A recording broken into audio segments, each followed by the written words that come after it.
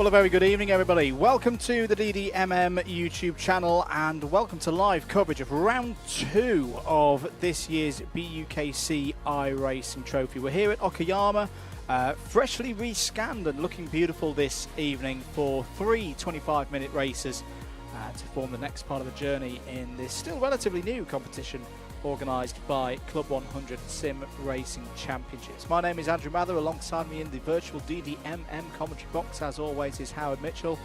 Howard, we are back at Okayama. We always like to say this is where it all started back in 2020 when we had 50 MX-5s all heading towards Turn 1, and we're back again for some Formula Fords tonight. We certainly are, and we've got very just cause to look forward to this one, mate. Okayama's provided us with some good racing, and as you say, as you've alluded to already, it's looking resplendent in its newly rescanned, done-up form that iRacing has given it. And my goodness, weren't we treated to something special at the inaugural round of this BUKC iRacing trophy. It was fantastic last time out when we were at Alton Park, and there's every good reason to believe that we're going to have more of that this evening. On a day when so much of the motorsport world are talking about testing, we're going to give you some racing, folks, and I think it's going to be really, really good. Around, Andrew, a very popular track on the iRacing service, as with all the circuits we're visiting, included in the base subscription. So this is one that the drivers again will have hopefully experienced plenty in the main iRacing leagues. Can be a bit of a challenging one, this one, I think, mate, as well. Yeah. So yeah, it's got a nice mix to it though, this circuit. So I think we're in for a treat tonight. I described it earlier on the BUKC Facebook group as a bit like PFI without the bridge and without the ice. So, yes. So we'll see if the drivers of BUKC, current, new, and old, can tame it tonight. Let's also have a look at the championship standings, which I should mention to you, mate, is in the overall section for the scores on the boards. I'll let Howard deal with that one. A little bit of tardiness on my part. This is, of course, from the 3 races. So this is the difference to what we have or have had with the Club 100 iRacing Championship in previous years, is effectively every single race is point scoring in the same value. So it's round 2, but effectively think of this a little bit like about the BTCC in terms of being a 15-round championship. That's all showing 0 points. Never mind. We'll do this the old-fashioned way and read out the scores on the doors. Have your ears present. This is what happens when you don't test stuff, Andrew, before we get things going. Josh Ladd leads the championship, 145 points for Josh at the moment, the reigning champion from a couple of years ago. I said that means he's not reigning at all. What am I on about? Champion from 2 years ago in the Club 100 iRacing Championship, leads on 145. Sam Sanders is second on 139. On 129 is Henry Mackenzie Friedman. We should bear in mind, though, that Henry had a bit of bad luck in his first race, so that's with a 16th, a second, and a first for Henry. Logan McAllister was impressive, first time running in these championships. At Alton Park is on 127. James Juba, who's not racing tonight, unfortunately, is 5th on 120. David Whitehouse, very impressive performance from David, 119. Lawrence Vines, 117 ahead of Ross Steele, 116. Murray Adams and James de Havilland in the top 10 as well. All the scores, if you're interested in them, are available over on the SimGrid. So the simgrid.com / Club 100 Racing. That is the new page for everything Club 100 Sim Racing. Sorry, the simgrid.com / hosts / Club 100 Racing. And follow that page. You'll be able to see the sub-page for this championship. And with that, the scores are all on there. Let's give SDK a little bit of a reset because it's had a bit of a wobble already. I do believe we are into qualifying, Howard. Lone qualifying, of course. Everybody out there in their own little pseudo world of qualifying. Nobody can complain about traffic. And here we have on our screens Henry Mackenzie Friedman. who I was very impressed with last time out. Howard, he is a Premier, so he's got a very good iRating already, but you know, we've seen in the years gone by, a strong iRating doesn't necessarily convert straight into strong performances within the Club 100 sim racing world. But for Mackenzie Friedman, well, yes, he had a bit of trickiness in the first race, but then second place in the second race and a win in the third showed what he's all about here, going for that top newcomer award. Absolutely, debut win, of course, in Club 100 iRacing competition. So, obviously saying debut win in the BUKC iRacing trophy kind of is obvious. It was the first ever proper competitive round. But yeah, really, really impressive stuff from Henry Mackenzie Friedman, and just the eagle-eyed person that I am, or at least that I'm feeling today. He was fastest in the practice sessions. Yep. Well, that's not the regular way to begin a qualifying lap. I think he's sacrificing lap one because this is the difference that we have with this format versus what we've run before. 3 qualifying laps. So I can understand the strategy here from Henry of use lap 1 to get the tyres really warm and then really go for it lap 2 and lap 3. Yeah, absolutely. Absolutely. So yeah, he's going to sacrifice that. We have had a first time through actually though from Matthew Graham. So first time's coming through 138.44. Let's maybe focus on someone who's not warming up the tyres. Sam Sanders goes up to 3rd place as the first salvo of times come on in. Matthew Graham straight to the top of the timesheets, 138.435. Ross Steele has gone within a 10th and a half of that time. Sam Sanders currently 3rd. A bit of housekeeping just to remind everyone, there is a driver rating, a driver categorization system in play in this league. If you have a red position board, you are a Premier. If you have a blue position board, you are a clubman. If you have a green one, you're an intermediate. And if you have a black one, you are a rookie. Everyone in equal machinery, fixed setups within this league. You'll also note that the roll hoops are also painted in those same set of colours as well, as we see here going round. This is Josh Ladd on our screens at the moment. Hasn't set a lap time yet. But multiple championship winner in Club 100 Sim Racing, leading the championship at this still pretty early stage of the season, looking to get another pole position here at Okayama. Yeah, absolutely. Absolutely. Big fan of these. It's almost like the comms team had some say in some of these livery rules, mate, to make our lives a little bit easier. Really? Yeah, no, nice and easy for everyone to spot this. And what time is Josh Ladd going to set as George Palozzi takes himself to the top of the timing sheets? And there is Josh Ladd's opening bid, and that's up to 7th place. Interesting. Sam Sanders has just gone to provisional pole position, 138.1. Here's David Whitehouse on your screens. I was really pleased to see David have, I think, had one of his best nights of his time in Club 100 Sim Racing. And well rewarded with a top 6 spot in the points as things stand. Has been doing a lot of practice in this car. Has been doing a bit of commentary on this car as well, as hosting or some live streams of public lobbies in the FF1600s. Go and have a watch. Motorsport Magpie's channel. There's a short that that David's put up there from the last few days, including drivers who are in this championship having a bit of a exciting finish, shall we say, to a race round the Charlotte Roval. People have asked, is the Charlotte Roval ever going to appear in the Club 100 Sim Racing Championship calendar? Not whilst I have any say in it. I hate that place with a passion. And, well... I wondered if you were going to mince your words at all there, as Mackenzie Friedman goes across the line and moves up to 2nd. I did wonder if you would mince your words on the Charlotte Roval opinion, and I respect you for your integrity that you didn't make. As Matthew Graham comes through to set a new fastest lap, and George Palozzi again, Andrew, with a fast time. Now, one of the interesting things that we had at Alton Park, I'll get this one in nice and early, is we have this bizarre thing where having explained the classes to our dear viewers, They sort of all lined up in the wrong order.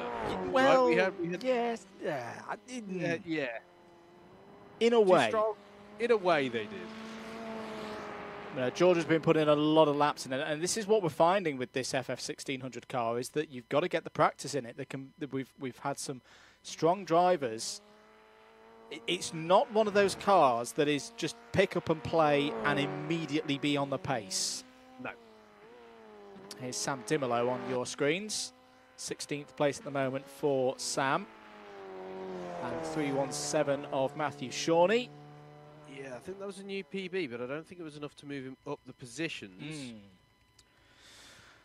There we go. I think pretty much everyone has completed their laps. I'm just looking around to see if I think Matt Hale might be halfway round his third lap. He's currently 19th. Here comes Mackenzie Freedom. Now, has the tyre warming strategy worked? This is the end of the third lap for the number 55. Is it not? And it's pole. And it is pole position for Henry Mackenzie Friedman. 1 minute 37.7. The strat did work, Howard. Yeah, it was really, really nice how he's played himself into that qualifying session. And yeah, extremely aggressive tyre warming technique that he was using when we first picked up with him in this session. And he's, well, he's put that to good use, definitely. Just over a minute on the clock. Whoa, that's going to be a moment. That's going to be a couple of 1Xs, I think, for Matt, and is definitely not going to improve him from 19th place on the grid. I honestly thought we were going to go straight into the start of the pit wall there, but he managed to avoid that at least at this Okayama circuit, which we should remember. Okay, the popular circuits everyone sort of knows internationally being, you know, Suzuka and Fuji. Worth remembering, of course, Andrew, this circuit. The host of the Pacific Grand Prix in the mid-90s. Pacific Grand Prix in 1994 and 1995, indeed, and one of my favourite circuits on Jeff Crammon's Microprose Grand Prix 2 back in the day. But I think that's pretty much everyone across the line. I'm just seeing if, you know, I don't think there's anybody else. I think Tom Holland might still be running out there. No, not Spider-Man. It's a new driver for the championships. I think the cameras have got themselves stuck on Scenic for a moment there. But Tom trying to come across the line. Just there he is. Coming across the line on the dot. 3 laps complete. Is it not? Proudly displaying Warwick Motorsport colours, one of our new BUKC drivers. And it's going to be 23rd on the grid, so it does get ahead of Richard Sanders in that one. But that is the end of qualifying, and we'll get ready for the first race of the evening here at Okayama. Very interesting grid. Henry Mackenzie Friedman has pole position, looking to repeat the win that he got in race 3 at Alton Park. Matthew Graham joins him on the front row. Brilliant qualifying from George Palozzi, first of the Clubman drivers. And we'll be looking to get some good points on the board. Is joined on the second row of the grid by Sam Sanders. Ross Deal starts on the third row of the grid. Is joined by Nathan Maximan. First run of the year for Nathan. He's been putting in the practice and is the top Clubman driver there, 6th on the grid. Josh Ladd, 7th on the grid. Not many times we've said that in the history of Club 100 Sim Racing Championships after a timed quali. Is joined on row 4 by James de Havilland, the FF1600 specialist. Ran very well in the Clubman category last time out. Murray Adams starts on row 5. Needs a good night tonight. Had difficulties and a couple of penalties at Alton Park. Is joined by the first of the rookie runners, Olavo Castro. That completes the top 10. Lawrence Fines, a race winner in the BUKC Inters last week at Buckmore Park and the week before at PF International, starts on row 6. Is the third of the Clubman runners. Is joined on that 6th row of the grid by Matthew Shawnee. David Whitehouse, brilliant at Alton Park, starts here at Okayama on row 7. Matt Salmon joins him on that 7th row of the grid. Cameron Biggs, good to have Cam back in the fold, running in the Portsmouth University colours, is a rookie and starts on row 8 alongside Sam Dimolo. James Fremont and Antonio Chitsonio will start on the 9th row of the grid. Matt Hale and Eric Mignon start on row 10. John Adey and Simon Delamere. Good to have Simon in the fold for the first time in 2024. They start on row number 11. And then Tom Holland on his Club 100 Sim Racing Championships debut starts 23rd alongside fellow 12th row driver Richard Sanders. That's Sam's dad back in the fold again, also racing for the first time in the Club 100 Sim Racing Championships organised competitions in 2024. It's a rolling start, just like the BUKC in real life, except it's not Elliot Olt in a pro kart at the front of the field. It's Random Jeff in a Porsche safety car. And either way, when that safety car pulls into the pits, 25 minutes will be on the clock, and we're having a look at a replay here. What's happening there? Some kind of crash as they started getting going, Andrew. Yes, I think there was a problem perhaps for Olavo Castro there. Matthew Shawnee, I can see, has cut to pit lane. Never mind. 25 minutes on the clock then. 50 championship points up for grabs. Henry Mackenzie Friedman takes us away from pole position, then Matthew Graham slots straight into second place, and we're away and racing for round 2 of the BUKC iRacing Trophy for 2024. Into turn 1 they go. Drivers were warned about cold tyres in the driver's briefing, can be pretty skittish through the tightest part of the course. We've seen incidents through turns 2 and 3 before. Good start for Ross Deal, is up to third place. Nathan Maximan scrapping in there as well. There's one driver running out wide. It might be Sam Sanders. It is Sam Sanders in the number 3. Third in the main championship last year. That's why he's got that number, but he's going to have to do a lot of work there. He's down in 10th place. Yeah, difficult start for him. Just got out onto the kitty litter on driver's right out of turn 2. As coming down the long straight for the first time here. Unusual circuit, this, Andrew, in that the longest straight isn't the start-finish. And we're going to have this heavy braking zone here for Hairpin. Oh, he challenges for the... God. Josh Ladd down the inside, went for the big one, didn't work out. George Palozzi underneath, takes 4th place.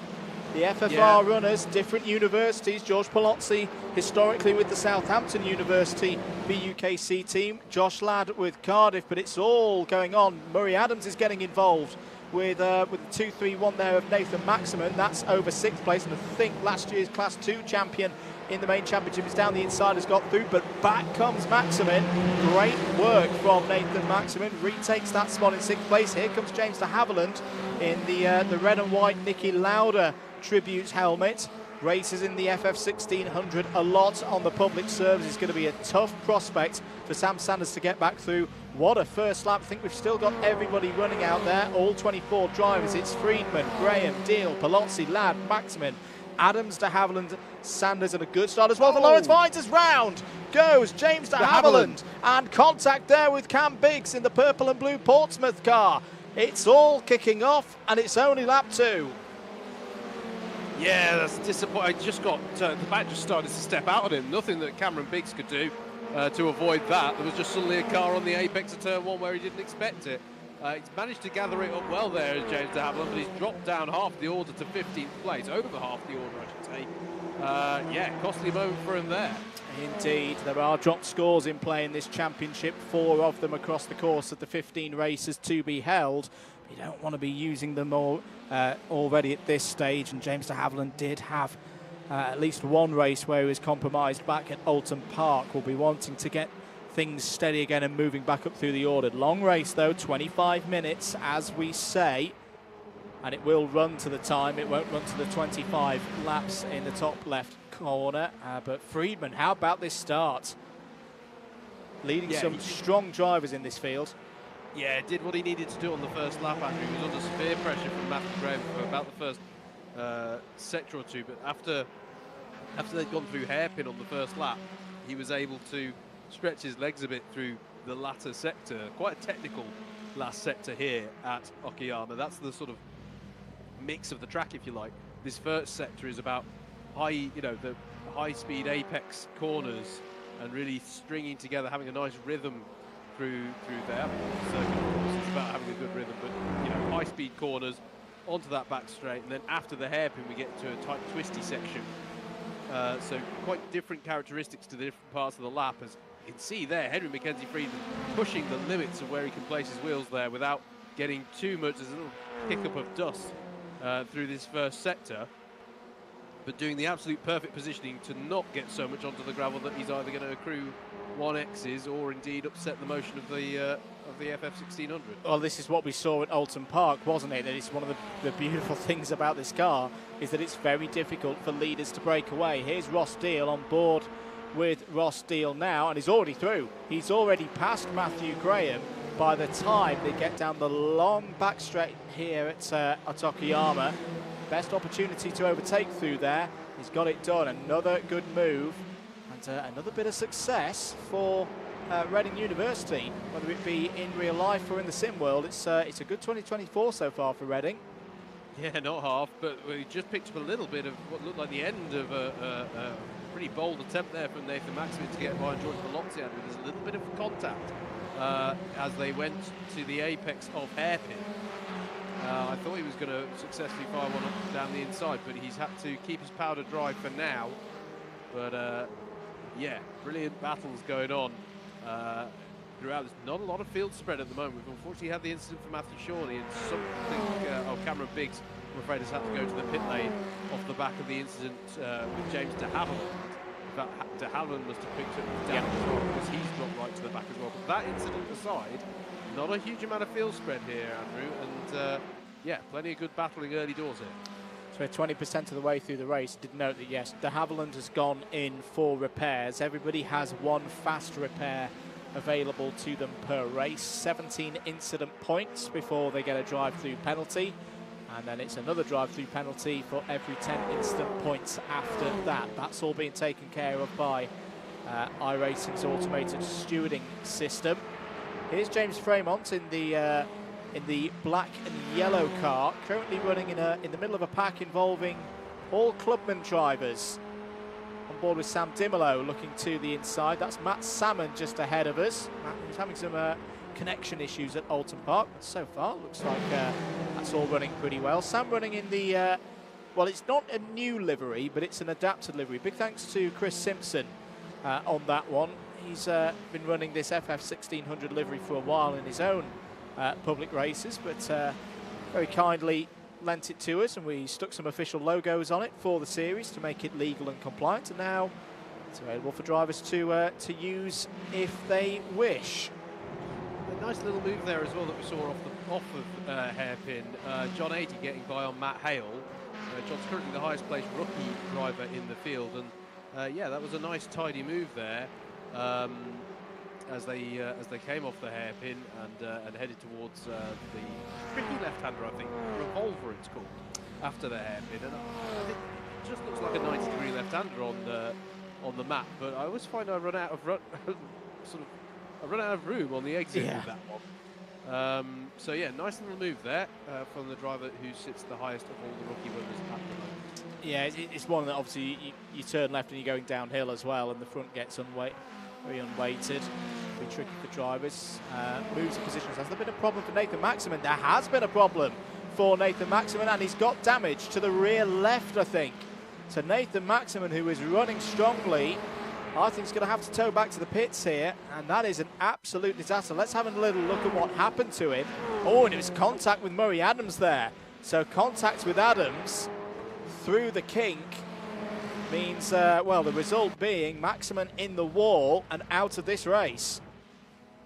Yeah, that's going to be costly for him. He's got such good pace, Andrew. But yeah, it's close quarter racing that we've got. I mean, there was no intent or malice behind that contact, but you know, it doesn't take much when you're running nose to tail like this. That's unfortunate for Maximin there. Yes, indeed. Well, that'll be Maximin having to start the next race, you'd imagine, from towards the back of the field. The grid for race 2 set by the finishing positions of race 1, and that's a problem for Simon Delamere. Simon Delamere, one of our rookies, is needing to circle himself back round. I think Matt Salmon's had a problem as well, because seen in the chat saying that Matt Salmon, I imagine, was that in qualifying or was that later on? There's a bit of a problem, I think, for Matt Salmon. Just trying to see where, yes, down in 20, seeing ranked down in 22nd at the moment. that a costly moment there? Who's the contact with there? We just saw a spin there for Delaware. Yes. And, I think that was Alava Castro who might have been involved in that, because he's now in the pit lane. So, yeah, unfortunately, a few incidents now. What I will say, though, mate, is the leader. I mean, Henry Mackenzie Friedman had a really good start, and he's leading this one really well, but he's being kept very honest here. Here is the top three. And this one's bubbling away nicely across the top three, isn't it? There's good work here from Ross Dill and Matthew Graham to not get too entangled with each other and focus on reeling in that lead gap. Yeah, working well as a trio. Although they're still in the first half of this race. And Josh Ladd is not too far behind, 2.7 seconds back. They will not want to allow him back into this one. Similarly, Sam Sanders making some nice progress, Howard. They're in 6th place, just off the back of George Palozzi in 5th. Kept himself out of trouble and gained 4 places from where he was on lap 1. Yeah, absolutely.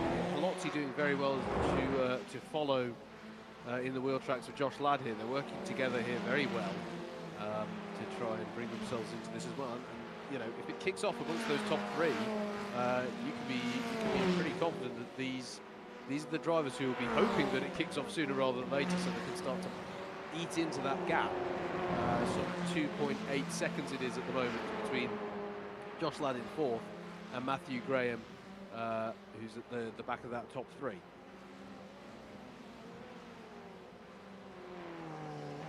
It's suddenly calmed down just a little bit, Andrew. I'm going to pick up here with John Adey, who, having dispatched Matt Hale, is now on the tail of James Fremont, so he's having a fantastic run here as they head down the back straight. This is the closest battle on the track at the moment, and it's going to be James Fremont who gets passed by John Adey, who was on the outside heading towards that corner, but didn't need the advantage of the inside for the hairpin. He's through and continues to make impressive progress here. Yeah, it impressed me at Alton Park as well, did John? Doing some nice videos as well for his experience in the championship. So do go check out his channel. You can see it on the side there. EJAD is John's username on YouTube. Back at the front of the order though. This is on board with Matthew Graham, 3rd place at the moment. Ross Deal and Henry Mackenzie Friedman just ahead. 2 current members of the BUKC, ahead of a graduated but very successful member of the BUKC in previous years. What's the gap looking like to George Palozzi behind? Well, last time around, 137.8, 137.9, 137.9 for these 3 drivers. 137.6 for Palozzi, but I think it's just dropped a bit of time in sector number 1, and here, he swapped positions with Josh Ladd, Andrew, and Josh Ladd's trying to come back at him here, and it's allowed Sam Sanders to get onto the back of him as well. So Ladd is back through, but something happened in towards the end of that last lap, start of this next one, because Palozzi had done the swap with Ladd, and now Sam Sanders is all over the back of these 2, but they'll still ideally not want to lose too much time, because they can see the opportunity of the top 3 ahead of them. Indeed, got to get themselves organised. We're into the second half of this race now. 13 minutes or thereabouts off the clock. Another 12 remaining. So, looking at it, what do we reckon? Going to be something like a 16-lap race here. Yeah, something there or thereabouts. 16 laps.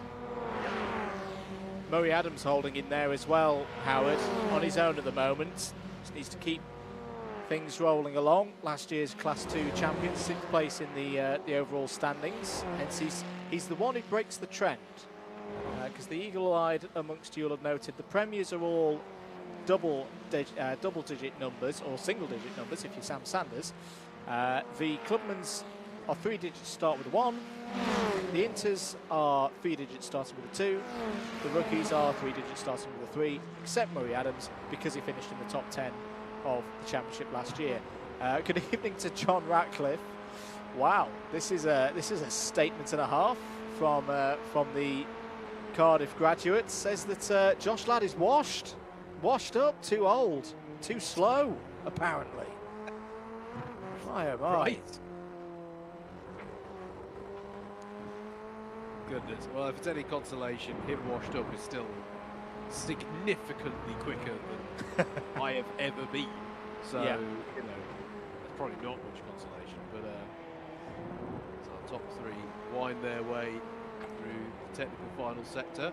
I'd say when we were on board with Matthew earlier, Andrew, going through sector one, loved the amount of slide and sort of counter lock that's needed to just sort of dance these Formula Ford cars through the first sector high-speed corners. It's so much fun. In fact, I'm going to stick with it here, just in case we see it again. But it really is just dancing the car through. It's lovely. Here we are heading towards turn one, and you can just see the little bits of counter steer that you want to, you know, that was actually a really good corner from Matthew there. He managed to apex better than the two ahead of him. But you can just see the little slide there that Ross Steele has ahead of us. It's so much fun, this car, and it produces fantastic racing. As you can see on the time tell that we have had an incident. This is a moment ago with Richard Sanders, who's chasing. Oh no, he's defending against Lavo Castro, and he just goes straight on there under braking, outbrakes himself. So unfortunate there for him. He'll need to try and get back on it, dust himself down, and find some momentum again. As what's happening further down, Murray Adams seems to be dropping down the order. In fact, Murray Adams, I don't think is on the circuit, so I don't know if Murray Adams has had some kind of connection issue. If so, that would be gutting for him. We were talking not too long ago about how good a drive he's having, albeit a quiet one.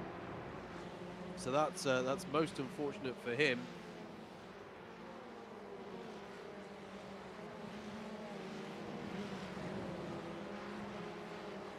So that's going to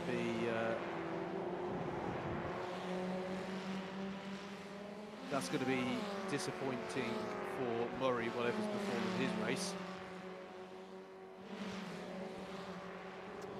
Yeah, it's not been the best season so far for Murray Adams. The speed's been there, but the luck just doesn't seem to have been within it so far.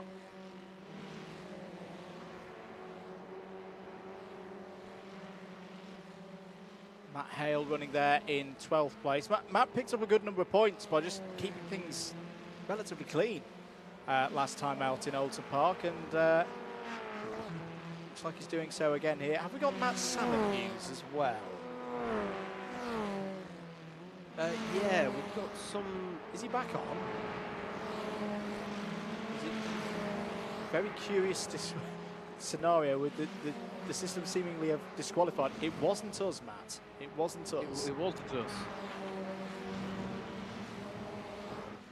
I say that the penalties were set up with 17 incident points for penalties, no black flags. So I'm at a loss there as to what's happened to Matt. As I say, he was running up in 11th place.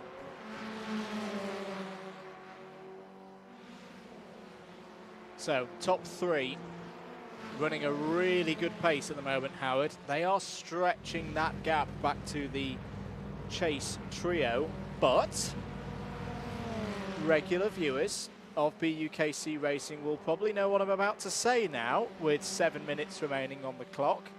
Let's go into the latter phase of one of these sprint Giros. Traffic for the leaders. How are they going to be able to navigate their way through? Yeah, that is going to be the question. It's Nathan Maximin who they're slowly coming upon, who's not.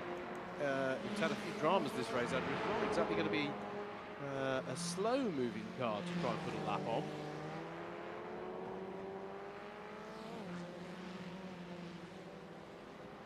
No, not indeed. What is the lap times for Maximin at the moment? Tell you what, he's done well to get in and out. As down the inside goes Ross Deal for the lead of the race. Oh, I think there was a touch of contact there. Wheel to wheel, but Deal's through. Deal down the inside, takes it away from Henry Mackenzie Friedman. That was a bold move from the Welshman. It certainly was. That was a beautiful move. Been building for so long in the race, but yeah, just got the run down the back straight. We just like that. We have a new race leader in the form of Ross Deal, but he's got to immediately. Well, I say immediately. Nathan's pace is quite good good ahead of them, so he probably has got a bit of time to stretch his legs and try and eke a bit of a lead gap.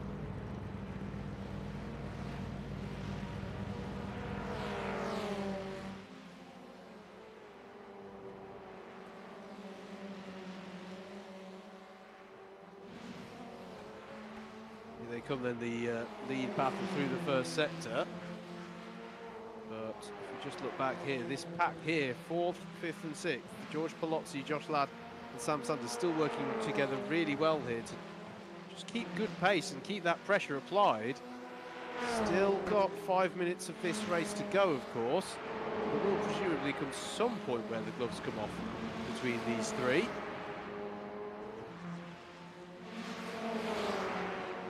As ahead of them, there's a challenge here. Lead of the race, Henry Mackenzie Friedman has got his nose ahead, but he'll be on the outside here for the hairpin. This is for the race lead. Ross Deal will have the advantage. Is he going to scoot out wide though and allow Henry Mackenzie Friedman to get the switch back? It does happen that way, but through Revolver can he come back at him? No, he can't. And that is Henry Mackenzie Friedman back to the lead of the race. Beautiful little exchange between the two of them there. Matthew Graham once again has a drama unfurled in front of him, and once again couldn't quite find a way to capitalise on it, although he's ducking underneath there. He'll not have the inside at the next corner. Yeah, it's a proper race on here. Proper race between these top three drivers. Friedman third in the championship after Alton Park. Deal and Graham both looking for responses after decent showings in the first round. Knowing that they've got to get the points scoring, the rate of point scoring up if they're going to be a factor in this championship. The winner of the championship overall gets free entry into the main championship for Club 100 Sim Racing later in the year. Top newcomer does as well, so that's anyone who's done 0, 1 or 2 race nights only before the start of the season. Well, Henry Mackenzie Friedman's one of those drivers. Really putting on a show now. How's the pace for Nathan Maximin looking? 137.8. He can still come into this, you know, as a back marker, a fast back marker. Ross Deal cutting to the outside again, trying to get Friedman off the racing line. Matthew Graham being patient there in third. Down the inside is Friedman holding the line. Can Deal get an overlap into Revolver? Oh, it's very close. Friedman gives him just enough space on the inside there. Still side by side. Brilliant racing, and here comes Matthew Graham. Brilliant stuff this. Still somehow Henry Mackenzie Friedman in the lead of this race. Ross Deal is going to be up the inside of the next left-hander here. Is this finally the opportunity Matthew Graham needed? We're going to surely duck down the inside there of the anti-penultimate corner there at Hobbs, I think that one's called. And through into second place goes Matthew Graham. That was a beautiful exchange as well. And this time, Ross Deal just falls a few car lengths off the back, and is this the time now for Mackenzie Friedman and Graham to try and break away here at the front? The disappointing news for the likes of Josh Ladd, George Palozzi and Sam Sanders is that wasn't enough of a ruckus to really bring them into this, albeit they did take some 0.6 of a second out of the gap that last time around. And all set personal best as well, so they're not completely out of it yet. Just over a minute and a half remaining on the clock. Henry Mackenzie Friedman and Matthew Graham now trying to break away from Ross Deal, and I think Friedman realises there's going to be some defensive work required once again down into the hairpin. Nathan Maximin still holding himself there on the lead lap of this race. Surely now Graham's nowhere near close enough for going down the inside into the hairpin. Holds the line.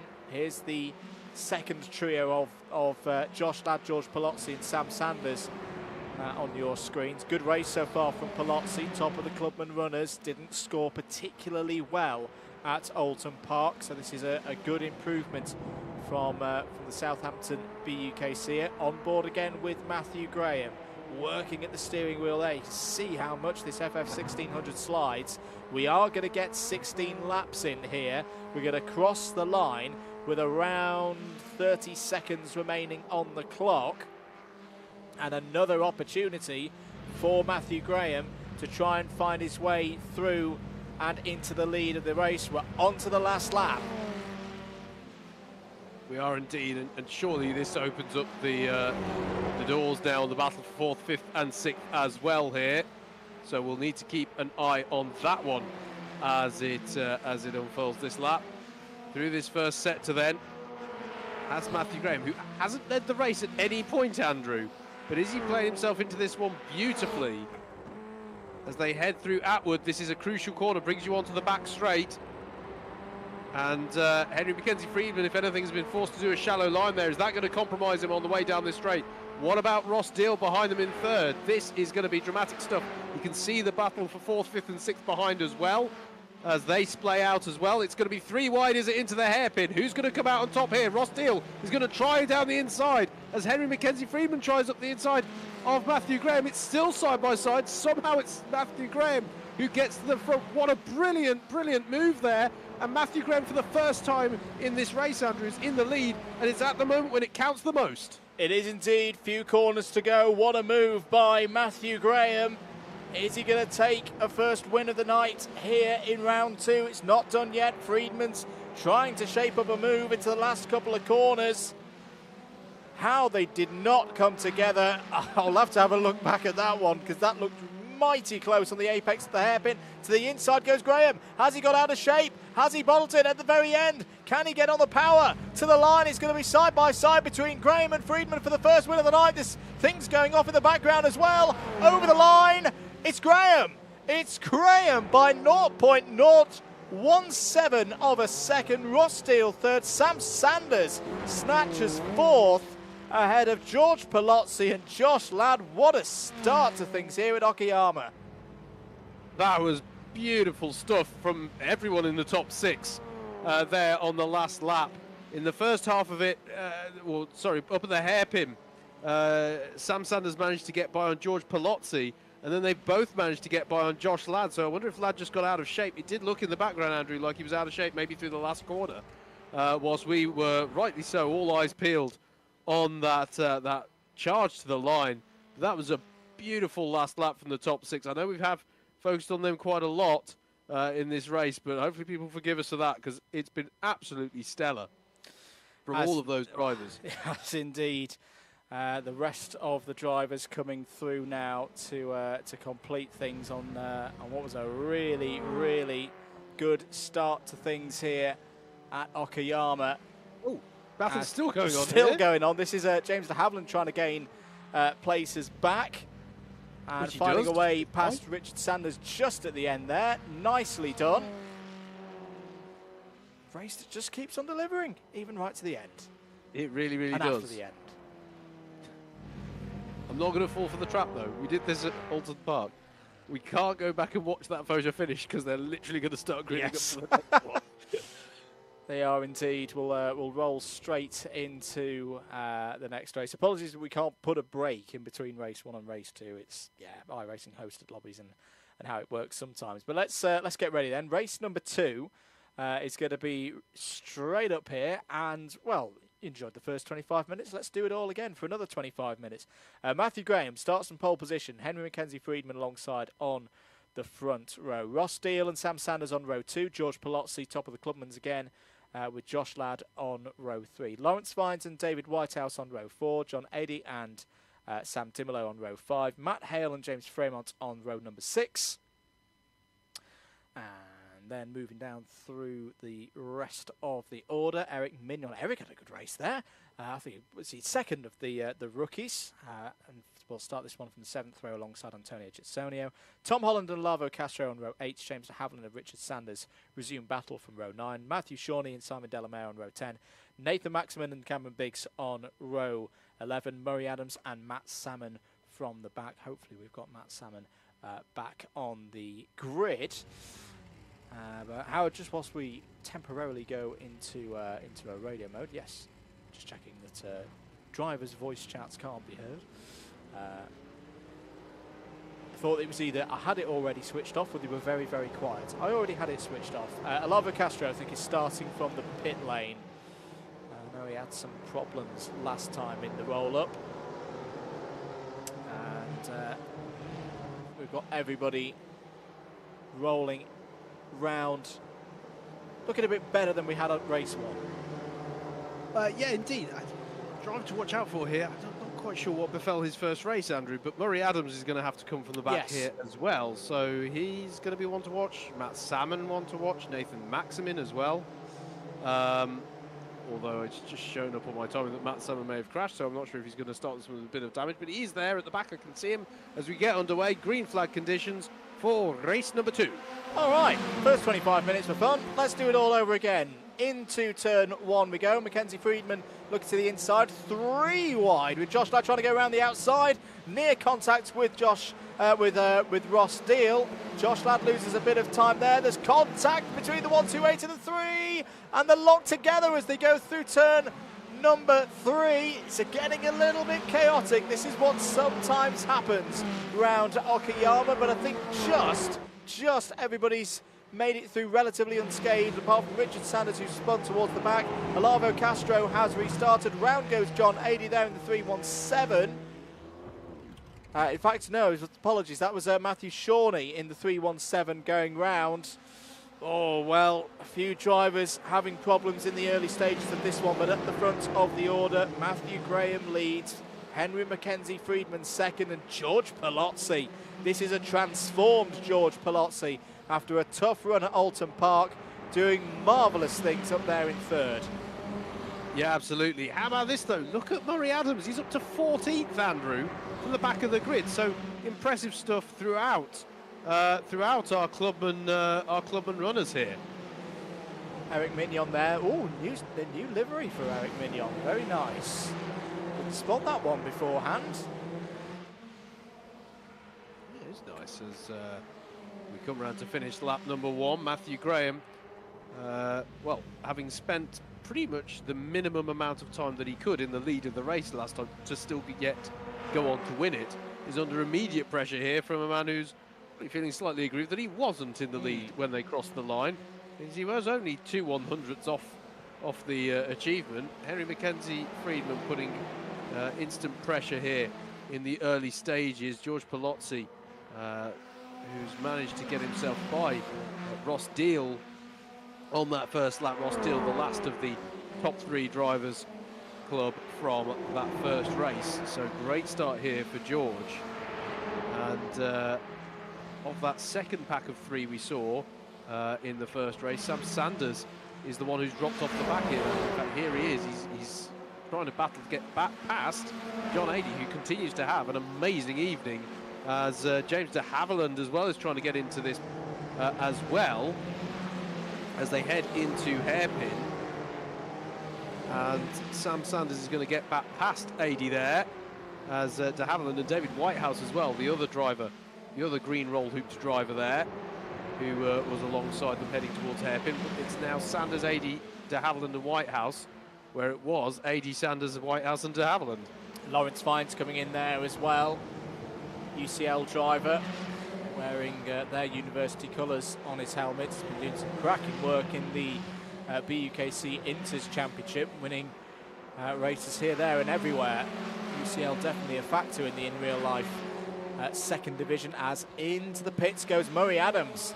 Well, Murray Adams' difficult night continues. Had a great start, was up to 14th, but is now going to be finding he needs to go into the pits. Now, is that for damage or is that for some form of penalty? That would be a surprise at this stage of the race if he's already picked up 17 incident points. There's Matt Salmon, Well, I'm sure we'll look at it in due course. I just wonder, were there some discretions judged by iRacing servers in that roll-up at the start of race 1? I wonder. But never mind. It's good to see that Matt's back out there. Looking back from the new race leader, Henry Mackenzie Friedman.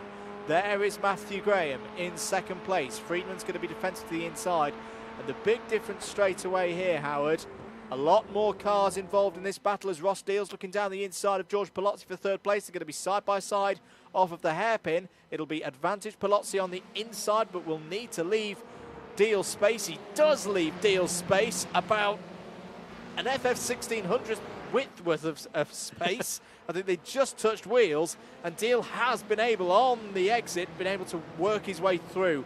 Once again, top racing here in the BUKC iRacing Trophy. Yeah, brilliant stuff. I'm just wondering, did we actually catch the moment that the lead changed? I don't think we did. I think that happened whilst we were looking at something else, and I'm now desperately trying to find the moment it happened. But it is the number 55 of Henry Mackenzie Friedman that takes up the lead of the race, and this time we'll hope to hold on to it more, well, for longer than he did in race number 1. Indeed. Well, only 5 minutes gone in this one. 30 minutes of the racing complete so far here tonight. This race plus one more after the short warm-up break that we we're scheduled to have. Hope you're enjoying the stream. If you're new around here, why not click that subscribe button here on DDMM.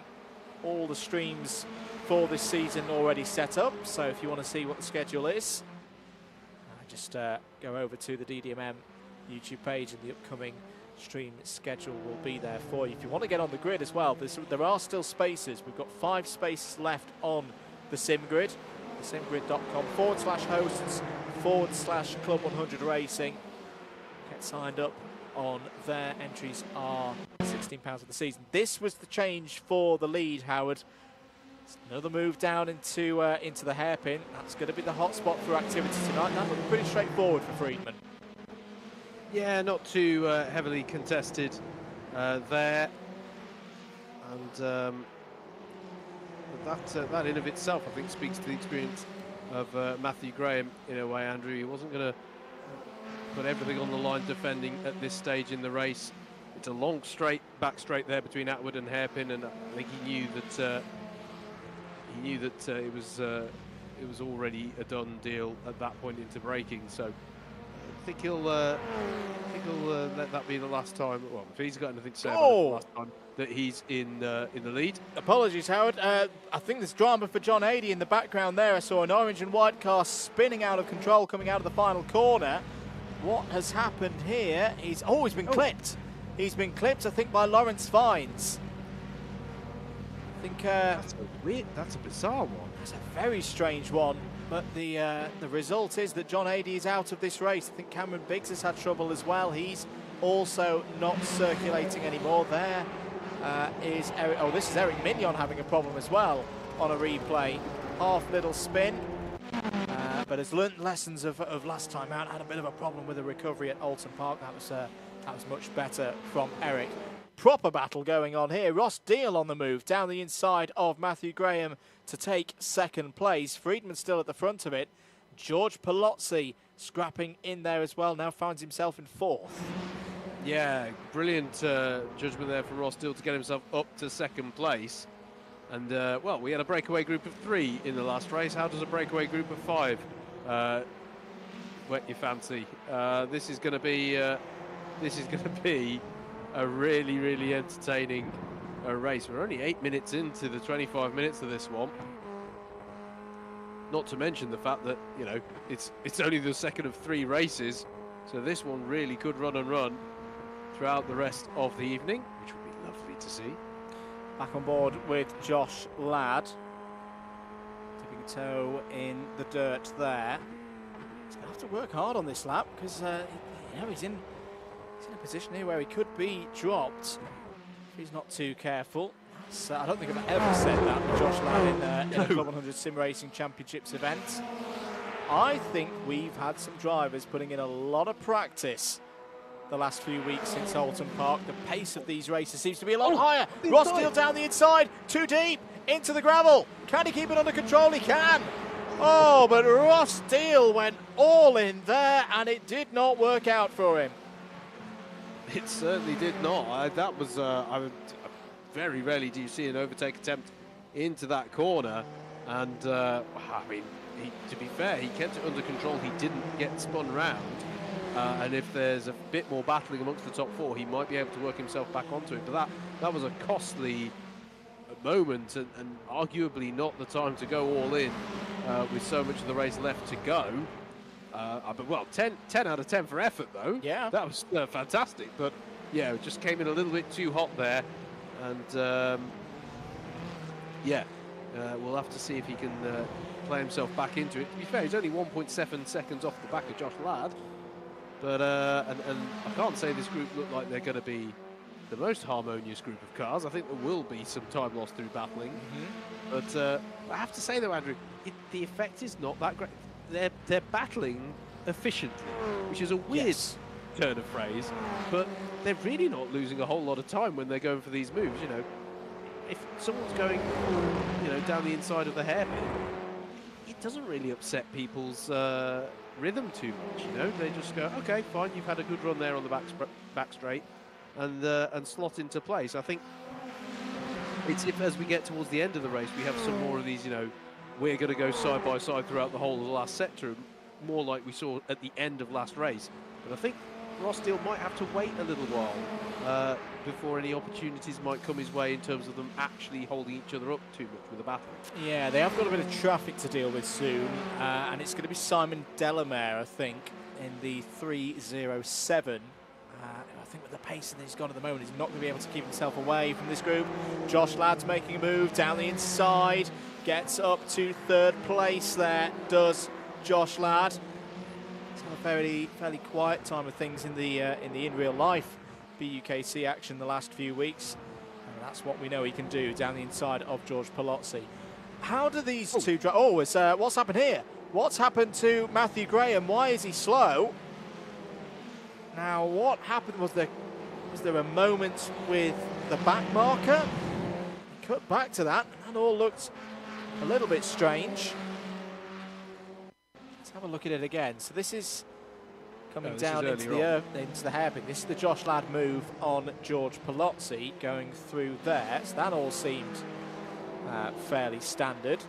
Through the double left-hander, they're catching up to the back marker in the shape of Simon Delamere, out onto the mini back straight. He just seems to slow down. That's I can't. Well, unless he got a slow down coming through the double right-hander. Perhaps. Maybe. I didn't even know you could get one through there. Anyway, he's still there in fourth place.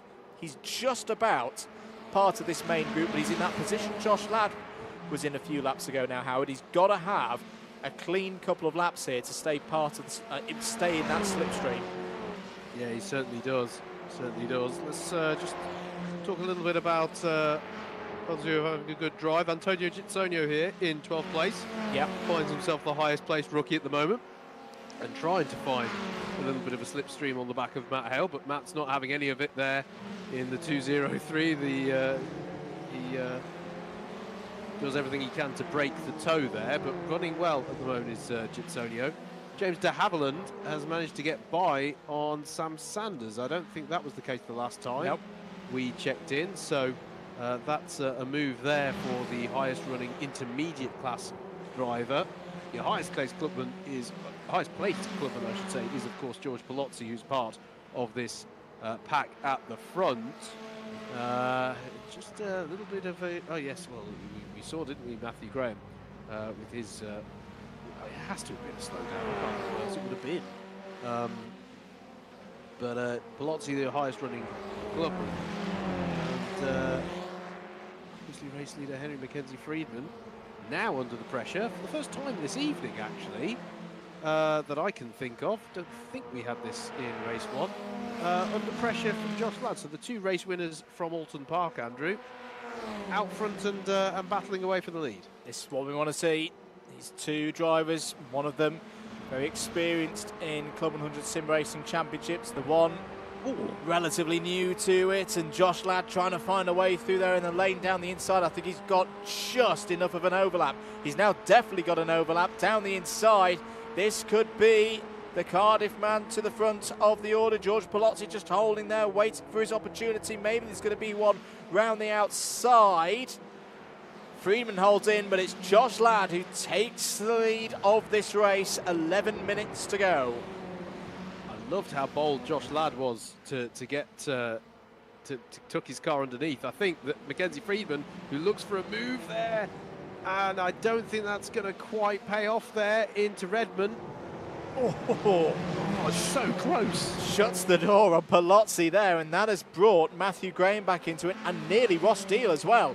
Ross Steele's rubbing his hands with glee in a metaphorical sense. I'm sure he's not. I'm sure he's actually keeping his hands on the steering wheel and getting progressing in a straight line. But it's now back to a 5. You never know. 10 minutes to go. James de Havilland and Sam Sanders continuing along. Matthew Graham's slowdown or whatever it was completely nullified now, so he's back in very much in it. But yeah, I loved how much Josh Ladd put 2 wheels on the grass there, coming onto the back straight. I think Mackenzie Friedman on that last lap, Andrew, thought he'd covered him off. He thought he had left a car's width. But Josh Ladd was like, no, I think this car will deal perfectly well with me putting 2 wheels on there. Bit of a pass on the grass, but all legal, of course, with his left-hand wheel staying within the circuit.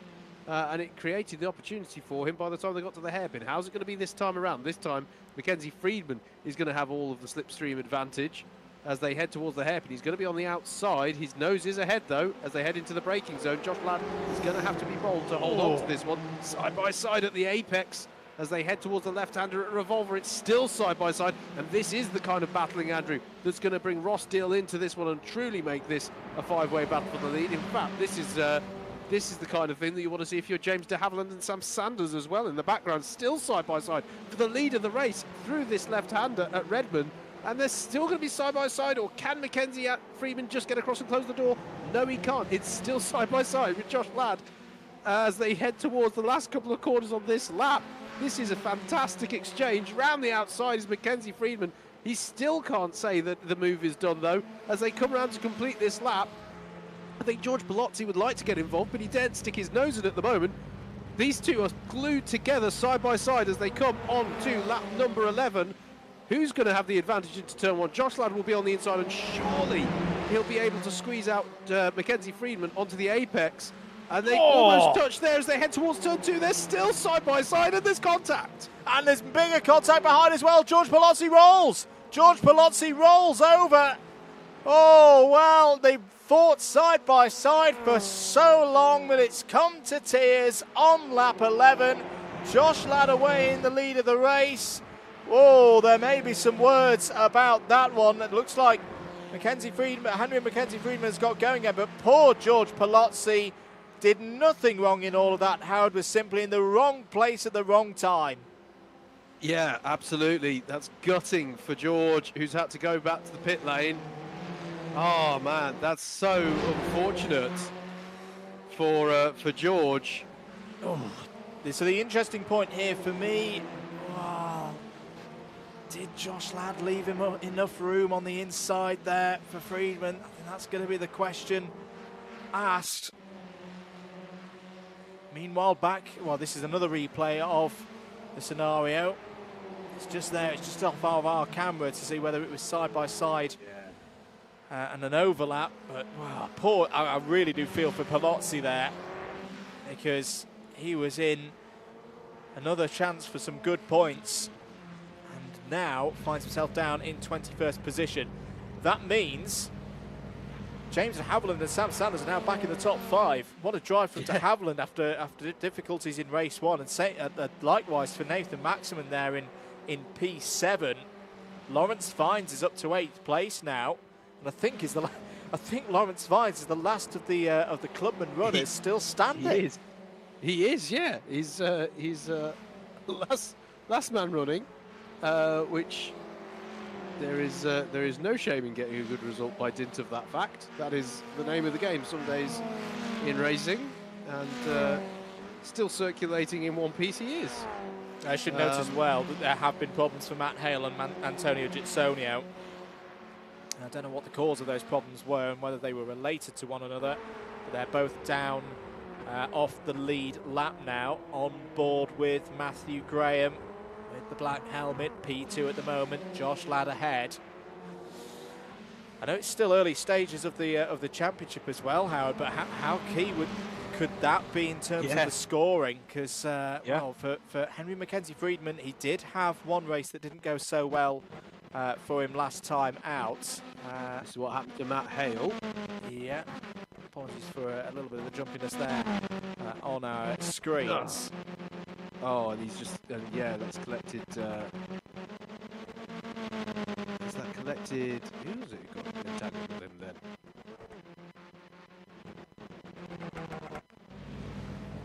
Apologies for the technical troubles there.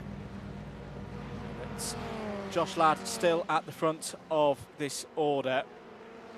So going by what we had in the first race, we'd reckon 16 laps again, so 4 more for these drivers. Do you reckon Ladd and Graham will try and bring this through to the end here, Howard? They've got a 1.1 second gap over Ross Steele behind. Some good points on offer. A lot can happen in 5 minutes, and I don't know. I'd have thought that. Well, we saw Matthew Graham play himself into the last race so tidily. You'd have thought he's going to have a go. They're drafting almost down this back straight, which I wouldn't recommend in these FF1600s. But I don't know. If you're Matthew Graham, you've got to at least have one go, right? Maybe on the last lap. Maybe you just spend the next few laps just sizing up and seeing, okay, I'm slightly stronger in this part. But I think as well, with it being the championship leader and knowing Josh Ladd's consistency, he's not unbeatable. We have seen drivers be able to get on terms with Josh Ladd in the past, whether that be Kieran Harrison in individual races. Josh Ladd had a guest appearance in Suzuka last year. Michael Preston on his night in the over the years, he's been able to take wins away from Josh Ladd. But you know, he's got a championship lead already.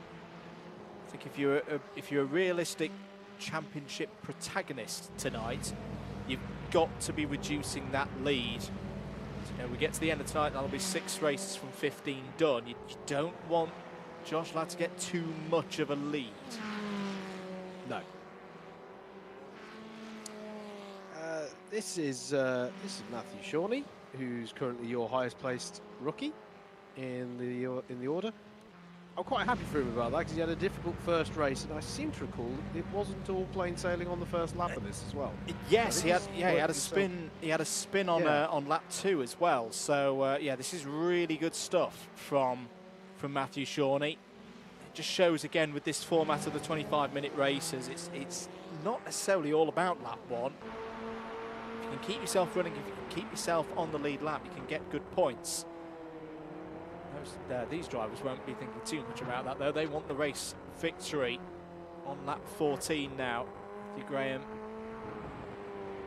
trying to carry as much speed through the corners as possible. Josh Ladd was a little bit wide, but still carried good speed through the second of the right-handers. That one being known as Piper, and then towards Redmond, and now Hobbs hairpin.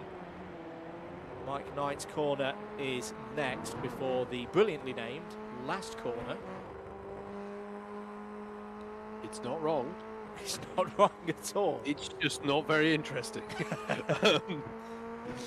I have to say, I love with these Formula 4 cars as well that you can. Oh, has there been an incident for Matthew Shawnee out there? Let's see. This is on the replay. Going down towards Pipers as he run wide. Ooh, his back end's gone.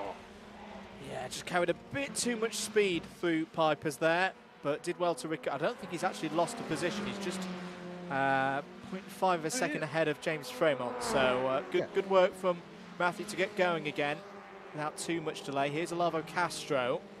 So this is the battle over second in the rookie standings. This is 14th and 15th between Tom Holland and Olavo Castro. Involving a debutant as well in Yes. Tom Holland there with the Warwick Motorsport colours as Castro looking down the inside into turn 1.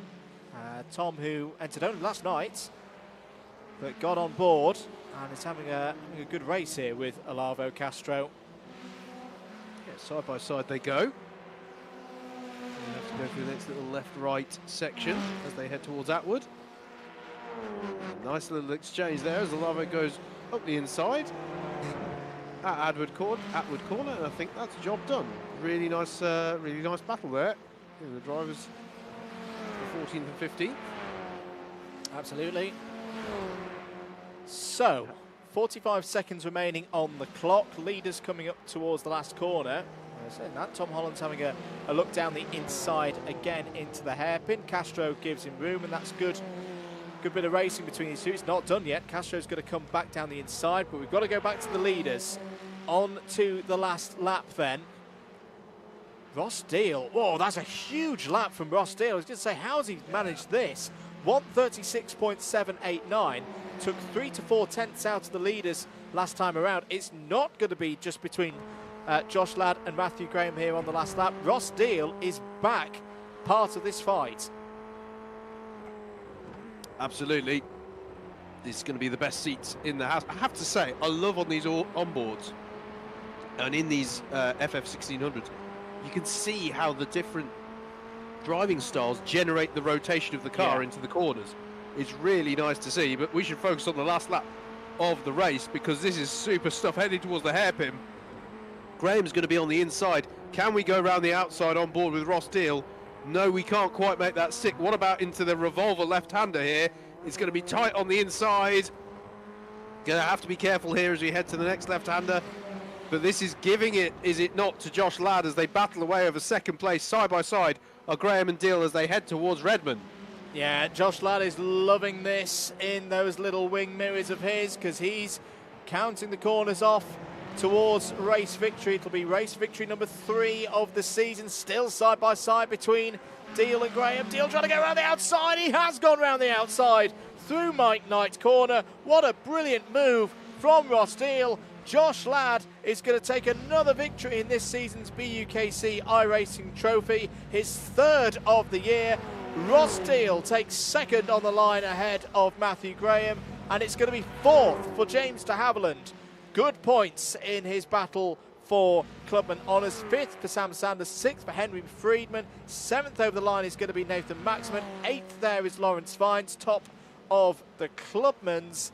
And another good score as well for David Whitehouse, 9th in this one, 10th for Matt Salmon from the back of the grid as well. Brilliant drive from Matt Salmon. Sam Dimolo's going to be 11th, 12th for Matthew Shawnee. We think, yes, so over the line in the first of the rookies there is Shawnee. Fremont in 13th. Castro is going to be 14th ahead of Tom Holland, top 15 on his first night, or in one of the races on his first night in the Club 100 Sim Racing Championship organised races. That's a good result. Eric Mignon's going to be 16th. Not quite the last car on the lead lap. There's a few more of them to come through. Matt Hale's going to come through in 17th place ahead of Richard Sanders. I think the driver you've really got to feel, though, for in that race, George Palozzi, here he is. Oh, he would have loved to have been a part of that battle for the lead. He was part of the battle for the lead, but he would have preferred to be in there right to the end of the race. Instead, he finishes P19. Antonio Getsonio is going to be home in 20th ahead of Murray Adams, who's not having a good season so far. There across the line, 3 drivers off the lead lap: Simon Delamere, Cameron Biggs and John Adey. We're going to go to a short break here on the commentary. Stick with it though here on DDMM. We'll be back with more racing here at Okayama in a few moments' time.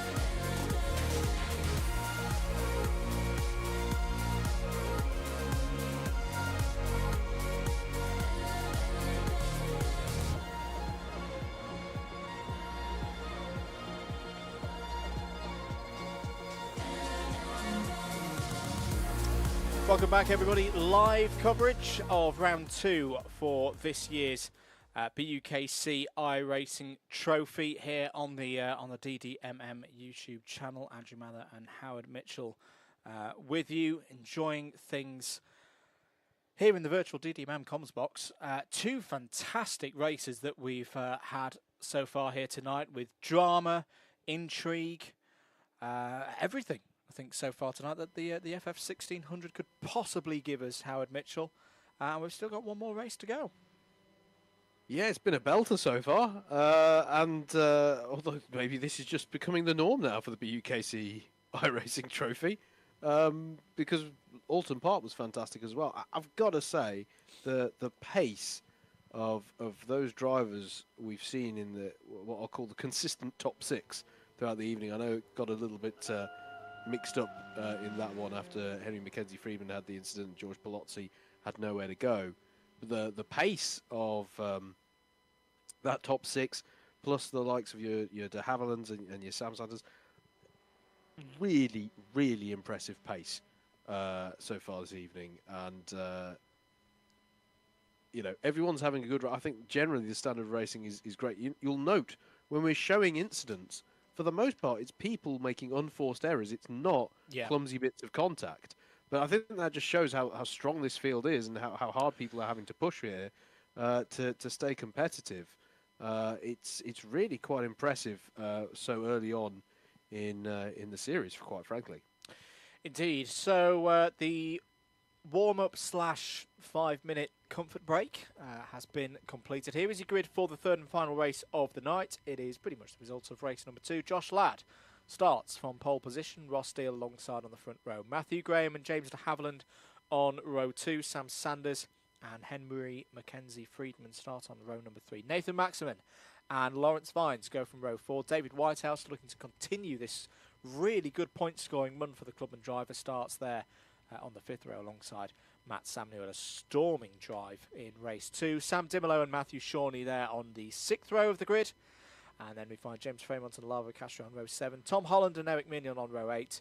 Matt Hale and Richard Sanders on row 9. George Palozzi has it all to do there. From row 10 is joined by Antonio Gitzonio. Murray Adams has not had a good night so far, and he didn't have the best of nights at Alton Park as well. Can he get his season going here from row 11? He's joined by Simon Delamere and Cameron Biggs. And John Adey completes the 24-car field. Good evening to Jack Hill as well, who has tuned in, saying here to watch Cam Biggs bin it. We hope not. We hope what we do know. Hope that you're here to watch Cam Biggs, just not to bin it. All right, 25 minutes will be on the clock once the pace car pulls in. And it'll be up to Josh Ladd for the first time tonight to control the pace. There goes the pace car doing a completely illegal pit entry. May I just mention that? Don't do that to drivers if you do need to. Well, let's just get on with it. Third race of the night, 25 minutes on the clock, 50 championship points up for grabs, and away we go once again here at Okayama. Everybody going defensive to the inside until Josh Ladd sweeps across. Back to the racing line. Is that going to open things up for Ross Steele and the others behind? Bit of a slide for Matthew Graham in the number 77. Recovers it though. James de Havilland gives him space. Josh Ladd though, what a start. Nailed that. Oh, big hit into the wall. That's Mackenzie Friedman gone. And he's not going to get out of there. That is a big hit. Well, it doesn't realise perhaps that the rear left is completely hanging off the car. And that is going to be another not-so-good score for Henry Mackenzie Friedman, similar to what we saw in race 1 at Alton Park. That was a huge hit. That's the biggest hit we've seen so far. Well, actually, no, we had a big one, I suppose, at Alton Park as well, as Josh Ladd is under initial pressure here from Ross Steele. But James de Havilland capitalising on some of that drama to take himself up into 3rd place. Matt Hale. Matt Hale off. Castro. Yeah, both of them off. The yellow and silver livery there. The G3 Pro car with Matt Hale. Don't think there's any damage. See, that is one of the really good things about this car. It's light, but it's the lightest tank I've ever seen in my life. It takes a lot to damage it. That was the hit. It was contact with Sam Sanders. difficult to say whether there was any fault involved in that or whether that was just one of those things on lap 1 of a motor race. Again, the result is, there's more chaos behind. Who's It's Lawrence that off? Fines. Lawrence Fines is off. It's one of the clubmen's off as well. It's Sam Dimelo. Let's have a look at that one again. It was round the outside, and Sam Sanders involved again there. And poor Sam Dimelo just was, not for the first time tonight, a driver in the wrong place at the wrong time. Yeah, early dramas definitely. As look at this, Ross Deal challenging now. We've seen him be bold in this part of the track before. How's this going to go for him into Atwood Corner? There's so many drivers swarming around the back, and there's a moment there, and that's Matthew Graham round. Matthew Graham round, he's going to have to drive to driver's right. To driver's left and give himself a bit more space. He does so, but Matthew Graham, well, another driver who had problems at Alton Park, I think it was in race 2 if my memory serves me correctly, is now down in 18th place. George Palazzi's had a... It's got that final race of the evening field. There's a bit of damage on the front of James de Havilland's nose cone as well. Not that it's going to affect him too much. No aero, no wings in these cars, of course. It just shows that the attrition. Look at Matthew Salmon. Matt Salmon is up to 5th place. What a drive from Matt Salmon. This is David Whitehouse on your screens up in 9th place. I think he's just trying to hold in there going, nobody hit me, nobody hit me, nobody hit me, just please leave me alone. I'm on this really good run of top 10s. Yeah, well, David, according to what I've got on timing, had some kind of incident earlier on in this lap, which is why I think he finds himself under pressure right now from Eric Mignon. But, brilliant stuff, as you say, Andrew, from Matt Salmon. Here he is, running in 5th place. And how has he played himself back into this one? That is very, very impressive. I have to say, something's happened for George Palazzi as well, Andrew. We're just going to take a look at what happened here. Is this contact or is it unforced? He got damage on the front left. Yeah, damage on the front left. Damage on the front left. Something's let go on the 166 there. Oh dear, for George Palazzi, a night that was looking so good. Midway through race 2. Ends in possible retirement. I think Henry Mackenzie Friedman has also retired. He's having a very long tow back to the pits. Move for the lead. Ross Deal going down the inside. Here we are on board with Sam Sanders. Yep. Sam Sanders trying to get past Matt Salmon there and does so. Josh Ladd holds on to the lead through the hairpin. Yeah, apologies. There was a move for the lead going on at the same time. Cameron Biggs is up to 10th place. I've just seen on timing. Howard. So another drive from the back of the field. Portsmouth BUKC driver, bringer of one of the many packs of Jaffa Cakes. In fact, you know what? They're here. They're here right now. The Portsmouth BUKC Jaffa Cakes, donated 1 week ago, didn't deliver them a free endurance drive courtesy of JV. They picked up a warning on their way and lost that £600 prize. I don't think Cam's going to care about that right now. The Jaffa Cakes are working. He's in the top 10. They certainly are. And I have to say as well, Andrew, something I didn't think I was going to say this early on in this race. Murray Adams is now your leader in Clubman's. And that's not because I think he's up to the task, but he started right at the back here, and the dramas that have befallen his fellow classmates there. Once again, we've got a really strong showing, it has to be said, from our intermediates here, Andrew. You know, de Havilland running in 3rd, just ahead of us here. We're on board with Nathan Maximin as ahead of us, where you can see, once again, Ross Deal putting pressure on Josh Ladd. How's this one going to be in the hairpins? Or in the hairpin. Ross Deal on the inside. Josh Ladd is going to try and go around the outside. Oh. They're both going to squirm quite wide, but Josh Ladd might keep his foot in, try and be down the inside of Revolver. He is going to be try and be down the inside of the Revolver left-hander. Look out for James de Havilland, though, seeing if he can buy into this, but I think that's going to be job done for Josh Ladd for the race lead. Is indeed. Through, holds onto it, but Ross Deal's having a look again. Nathan Maximin's trying to go around the outside of James de Havilland there. Wasn't present at Alton Park, so has already used up 3 of his 4 drop scores. Didn't have a good time in the first race as well, so championship-wise, Maximin's got to maybe think that every single overtake counts now, and he's made that one count. Beautifully done through into third. I have to say, I feel like Ross Deal he was on driver's left on that back straight before Redmond, and I think he went, oh, I can't get Josh in this next corner, I can move back onto the racing line, and then he looked into his mirrors and went, no, I can't. No. I need to defend to the inside quite quickly. That was a brilliant exchange between these top four, and it is all changed. It's gone to Ladd, Deal, Maximin, and to Haviland. So intra-class changes happening amidst the top four there. Indeed. As they go through the first sector of lap number 4. I should explain. Sorry, he's going to go back to Jaffa Cakes again, ladies and gentlemen. Here is Cam Biggs. Genuinely happened. My better half brought me 5 of the 120 Jaffa Cakes that were delivered to the comms box a week ago at Buckmore Park. As Murray Adams is having a problem. Look, the cakes are working. Through goes Cam Biggs. There was a Portsmouth box from Cam delivered to the box. Doesn't necessarily deliver you performance straight away. Delivers them when you need them the most. And this is a good run so far from Cam, battling there with David Whitehouse. If anyone ever wants to do a DDMM out of context reel, I reckon Look, the Cakes Are Working is a good candidate to kick it off. As this battle carries on through, I have to say, you can feel the increased confidence as there's been a change. Oh, and the contact! Just as we pick it up to Haviland and Maximin, and that is Nathan Maximin in the wall. Can he gather it back up? Does he have any damage on that rear left? 1500? Rear left damage. Looks flat.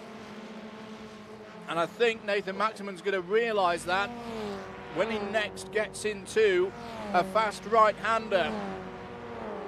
The rear left of that does not look right at all. He seems to be carrying a good amount of speed through turn 1. I wonder as well, it's very close to pit entry, didn't want to pick up any kind of penalty or something like that. Doesn't seem to be affecting his speed too much, but at least what I'm seeing from my angle, Howard, is that the toe angle of that rear left looks completely wrong. I have to say, it's not apparent on my visuals. Oh, okay. Might have got away with it then. Yeah. You can tell that this is the confidence, though. You know what, Andrew? This is, at this point in the race, we're 9 minutes in, the amount of battles going on throughout the field is the highest it's been throughout any of the races we've had this evening. Here is Murray Adams versus David Whitehouse down the back straight. Cam Biggs, Eric Mignon and John Adey all behind them. And that's a nice move from Murray Adams, who, fair play, Andrew, I think he's trying to salvage something credible from what has been a very difficult round. John Adey was having a moment there in the background. Has gathered it up, but lost a position to Eric Mignon, and Antonio Gitsonio is not too far behind as well there in the 3-1-1. Matthew Shawnee up in 7th place. What a great run for Matthew so far. 1.6 KI rated driver on his D license at the moment. Now, what are we having a look at here? This was the contact. So that was the contact between Nathan Maximin and James de Havilland. I think Maximin might have just got away with that one. The tankish nature of the FF1600 delivers again. He's still up there in 5th place. Here is the battle between Matthew Shawnee now up to 6th place. How about this for these two drivers? Matthew Shawnee by on Matt Salmon there. Two drivers who have at various points this evening been in last, they've been plumb last at some point this evening, and here they are battling away over 6th place. And absolutely fantastic recovery. I've got to say it, Howard. This is what we hoped when we thought of this concept as Club 100 Sim Racing Championships, that it would give drivers the opportunity to build confidence ahead of championships later on and series later on in the year, and definitely is doing that. Matthew Shawnee there. But if he keeps at this rate, he's going to be challenging the back of Nathan Maximin in the not too distant future. Through goes John Adey there on Eric Mignon. That is for 11th place. Biggs and Adey now both up 13 places in this race. Still at the front, and now broken away quite a bit, it has to be said, since the de Havilland and Maximin contretemps. Josh Ladd and Ross Deal at the front of the field. Ross Deal it's incredible considering how much he's featured at the head of the field. Hasn't had a win yet this evening, and would dearly like to change that. Hasn't had a race win this season. Oh, moment for Josh Ladd. Gets a little bit leery on the rear there, and that might be like blood in the water to Ross Deal there. He gathered it up very well, did Josh Ladd there, but that was quite the drift that he ended up having through turn number 1. So Ross was part of that brilliant three-way finish in race 1 at Alton Park a few weeks ago, the end of January. What can he do here about Josh Ladd? He's got alongside and got his nose ahead. He'll just need to deal with the fact that he's on the outside for the hairpin. But he's got quite a bit of an advantage ahead. Josh Ladd is going to be bold on the brakes. But if Rossdale can keep his foot in it, he might have a look in here. Oh, it's going to get tight on the apex, and he's round. Big moment in the story of this race. Ross Deal goes round. He just gets ahead of Matthew Shawnee there. Matthew Shawnee's heart might have been in his mouth at that one. I don't think he had to take in particular avoiding action. But all of a sudden, Ross Deal down to 7th. Yeah, well, it was always going to get a little bit tight there at that point, wasn't it? We're going to be on board with him here. This is on the exit of hairpin, and then he shoots for the gap here, but it was always going to get tight. Netcode. That was netcode. Yeah, netcode. So that it in effect contact for the number 79, but you could see the clear air gap there on our screens between Josh Ladd and Ross Deal. So that one might just have to go down as one of those. It is one of the risks. It's probably the unique risk of sim racing versus the real world, that what you see on your screens is not necessarily the full reality of where you are in relation to the other car. You run the risk of it going wheel to wheel here, and for Ross Deal, he wouldn't have been expecting that sudden contact, or effective contact, shall we say. He's now going to fight his way back, but there is time remaining there. We're just coming through the end of 14 minutes. On board with John Adey now. That's Cameron Biggs ahead in the Portsmouth University colours. 10th place is what they're racing for at the moment. David Whitehouse just ahead there in 9th. I like John's driving style here, Howard. Just nice and smooth. Good level of control. Serving him well so far this season. Yeah, agreed. This is the calmest I've felt all this race, actually, being on board with him. It is a nice, smooth driving style, isn't it? Yeah, they're placing really well so far in 11th place, knocking on the door of the top 10. This is fantastic stuff. I've got to say, by the way, I don't know if he's carrying much in the way of damage or what, but what's happening here, Andrew, again, underpinning how competitive this field is. I did, if I'm being honest, expect Matthew Graham to maybe have recovered a little bit further up at this point. And agreed, yeah. Yeah, it's not the easiest of tasks, and I'm not saying that to get at Matthew at all. Yeah, if you fall if you fall out of that or fall down the field for whatever reason, it's not the easiest task to get back up at the moment in this BUKC iRacing trophy. Not at all. It's about half a second behind Alava Castro's Cameron Biggs trying to go down the inside. As Nathan Maximan had a problem because he's falling down the order. Well, Nathan Maximan has been known to have internet issues in the past, and I think they've struck again.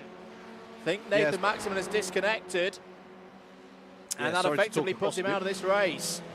It does, unfortunately. Sorry to talk across you, as we were looking indeed at this fantastic battle carrying on. It's going to be close there between Cam Biggs and David Whitehouse. Biggs will have the inside line at Revolver, and if he can just keep it within the limits at the exit, which he can, that's a beautiful move for 8th place. In a completely unrelated story, I've just finished the last Jaffa cake. Oh look, Cameron Biggs has gained a position. But now he's at risk. There's none left. There's none left. Quick, put more Jaffa cakes into the meter. He's up to 8th place now. is one of those drivers counted for the newcomer award, so as well, because he only did one event at the back end of last season. There's Ross Deal, back up to 4th place now, has found a way past Salmon and Shawnee. What is the gap up to Sam Sanders now? It's 3.4 seconds. Good evening to Gareth Honor. Sensational move from Cam Biggs. It was really good move indeed. And I say, for those not aware, there's been a bit of a special challenge this year in the BUKC so far. No one's won it yet. But, John Viger offering a free endurance drive for any team that gets the whole day of racing without a single penalty, black flag and warning. It was Portsmouth who got very close to achieving that 1 week ago at Bookmore Park. That's a lovely move, though. John Adey down the inside of both David Whitehouse and Cameron Biggs. So it's Adey now up to 8th place. Yeah, that was beautiful from John Adey. Double pass, was it not? Into hairpin. I thought David Whitehouse was going to use the opportunity there through Revolver to get back at Cameron Biggs, but Biggs just had enough of his car inside, and that's a moment for John Adey. And he gathers it up, and he's somehow going to have the, well, he's going to have the inside line here. He might be able to just hold on to that. No, there's contact and into the wall.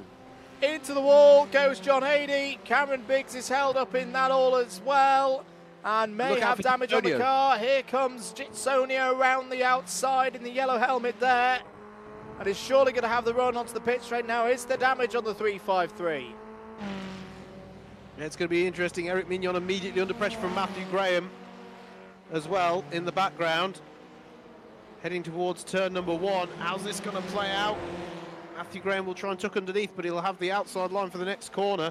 And Eric Mignon will do everything he can to hold off this pressure from Matthew Graham. He's going to tuck underneath, is he? Out of turn 2, and I think that might be job done. And Olavo Castro is going to try and follow through as well. Yeah, nicely done by Olavo Castro there. Meanwhile, here is the fight for 6th place. Matt Salmon being overtaken there by Murray Adams. Murray Adams sampling his livery work. He's overtaking that move there. If you are watching this on the watch back and you're wanting your own livery, get in contact with Murray. He does a fine old job for a few of our drivers out there on the grid. Here is the number 77 of Matthew Graham.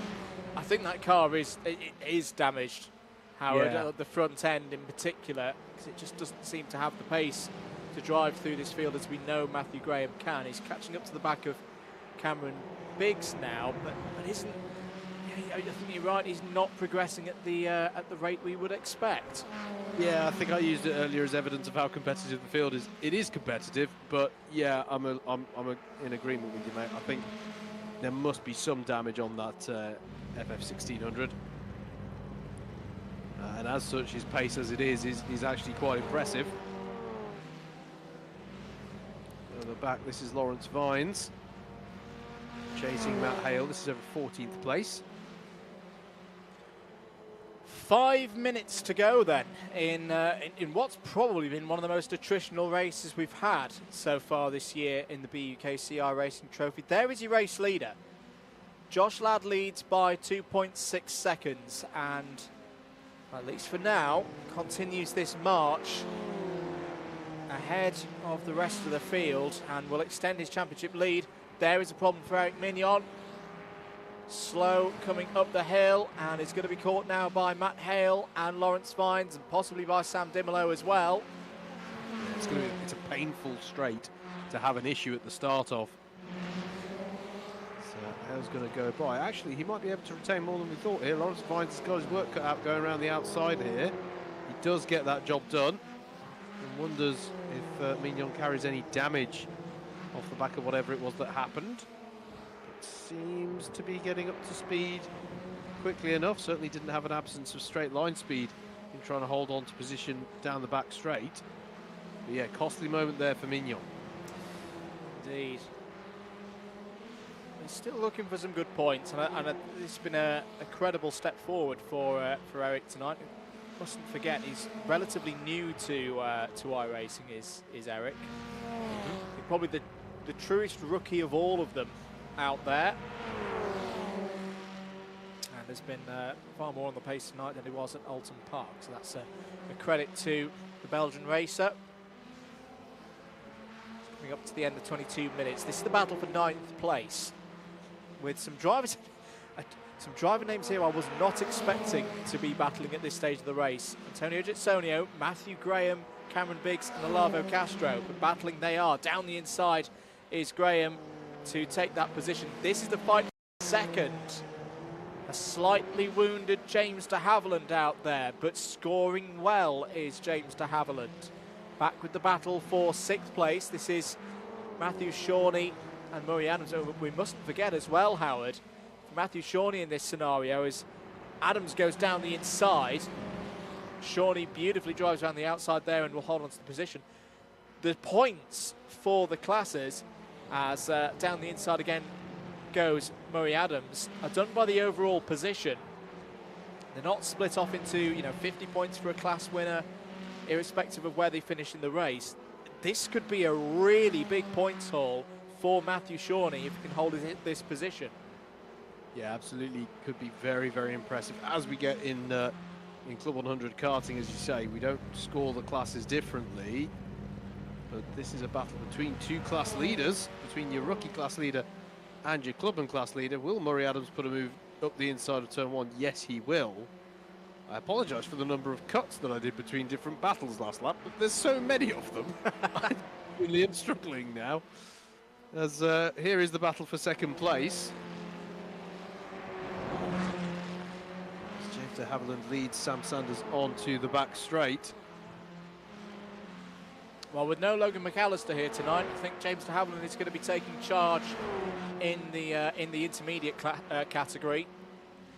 There are iRacing dollars up for grabs for each of the class winners as Sanders goes down the inside to take 2nd place. And we can announce as well with the number of entries that we've had for the championship. Oh, there is a problem there for Matthew Shawnee. He's got it back on the road, but lost out in that battle with Murray Adams. Has he got further problems? Has he got problems on the front right? He's just trying to clean the tyres up perhaps a bit there. But the full amount of prize fund, stated with an asterisk in the rules and regs. Remove that asterisk, ladies and gentlemen. I thought something dramatic was going to happen because you opened the sentence with the words, "We can now announce." Yep. And I'll put a version 2 of the regs out with that asterisk removed. Indeed. Oh, look at this though. Last lap of the race here, last lap of the round, and James de Havilland's coming back at Sam Sanders. He's going to close the door here for 2nd place. Josh Ladd just needs to bring this one home.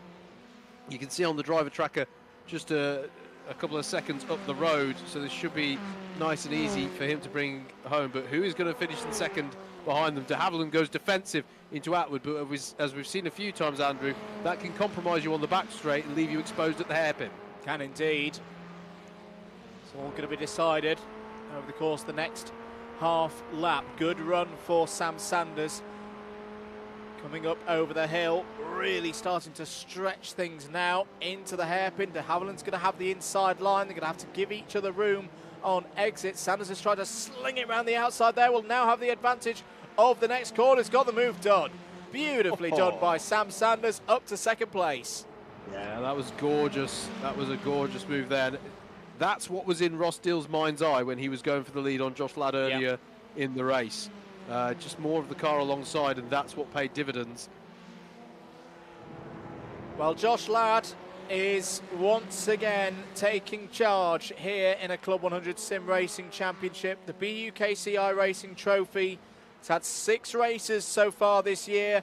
4 of them have been won by this man. Josh Ladd wins at Okayama, adds another 50 points to his tally. A brilliant victory. He expires his engine over the line.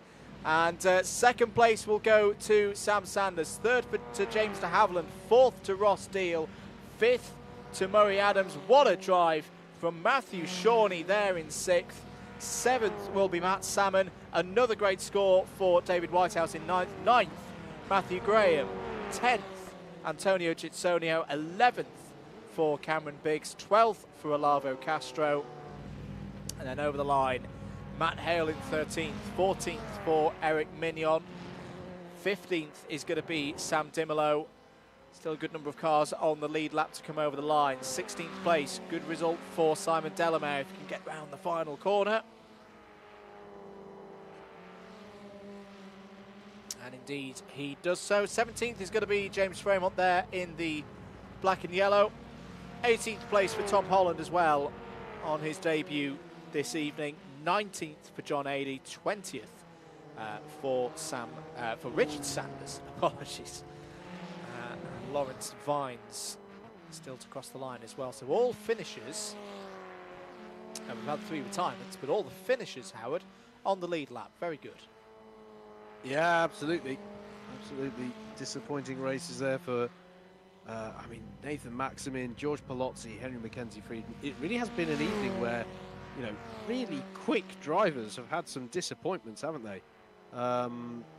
Those drivers all had perfectly respectable pace and showings at other points in the evening, but unfortunately for them, that last race not going the way they would have wanted. But it did have the feeling of a race 3. It was probably actually, mate, the scrappiest race we've had. Still thoroughly entertaining, but yeah, you could tell that was race 3. News from Nathan Maximin to confirm: had damage, had a meatball flag, and didn't serve it, so got disqualified. Yeah, I'd forgotten that might be a possibility. That if you continue round with a meatball flag, just as you do in real life, you can be disqualified. So that's what happened to Nathan Maximin, and resulted with him down the order. Right, well, that brings us to end for the racing elements of tonight. Now, one of the things I didn't plan to do at Alton Park, but I'm going to do again here because I really liked the feeling of it, is I'm clicking buttons on SimGrid and I can announce that entries for round 3 onwards are open. Now, the register button is active again over on SimGrid. www.thesimgrid.com/hosts/Club100 Racing. Follow that page. That'll then allow you to see the BUKC iRacing trophy where you can enter. We've got 5 places remaining for rounds 3, which will be at Laguna Seca, if I'm not mistaken, although I have a feeling I've just got that completely wrong in my... No, it is Laguna Seca. On March the 13th. Rounds after that, 2 weeks following at Rutskogen on March 27th, and then the season finale at Virginia International Raceway on April 10th. If you are a driver with a history of racing in the BUKC or Club 100, or an existing driver in BPEC, have a recognisable relation, like Richard Sanders, for example, to any of the above, you're eligible as well. And if you are a member of a BUKC affiliated university society, for example, Birmingham is the example, UBMRC, yes. Former student team, no. But if you're a member of both, you're still eligible. Hope that all makes sense. But yes, entries now open again for round 3 onwards, which will be in 3 weeks' time.